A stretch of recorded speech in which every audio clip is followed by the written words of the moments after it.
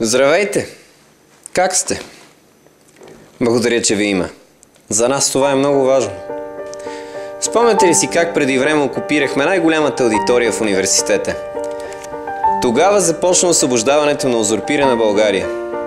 Тогава изградихме независима територия в университета, а оттам независима територия вътре, в самите нас.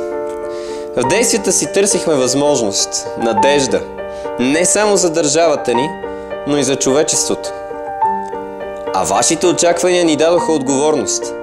Тя изискваше от нас да кажем нещо повече от оставка. И за това дойде нашият ред, на нашето поколение. Да проговори, да иска, да демонстрира. Това са децата на прехода. Видяхме много. Учиха ни с примери от улицата и медиите. Налагаха ни за авторитети мутри и мутреси, тарикати и престъпници. За нас се говореше, че сме провалени, че нямаме общи идеали, нямаме кауза, че сме хипериндивидуалисти, че сме се атомизирали, самозатворили и че не умеем да усещаме другите. За нас се говореше отрицателно. Но ние не се лъжем, защото знаем, че всички бяха прави за отделни неща. Но и животът ни се променя. Окупацията създава общност. Настояваме за човещина, солидарност, отговорност и морал.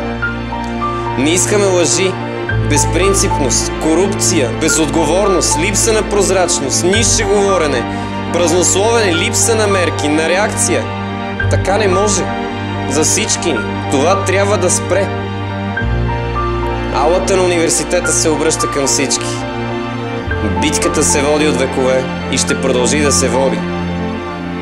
Добро и зло. Това е. Можещите, мислещите, срещу подстрекателите, авантюристите, продажниците, абсурдните. Хората срещу мафията. На Коледа ви казваме, че шансът да победим не е малък. Побеждаваме вътре в нас. Всеки ден, в който мислим за това. Всеки ден, в който сме заедно, в който се подкрепяме и в който мислим малко по-позитивно. И не само на Коледа, а всеки един ден от нашия живот. Ние поехме щафетата, защото това е нашето време. Може би избързахме, но сме наясно, че промяната изисква време и участие. Нямаме на празни илюзии. Вярваме в нас, вярваме във вас. Имаме много кураж и много доза търпение. И няма да се предадем, и няма да спрем, и ще стискаме, и ще се борим, и така. Причината ни е, че настояваме за настоящето. Защото всички искаме бъдеще в България заедно. Весела Коледа и честита Нова година. Нека е велика.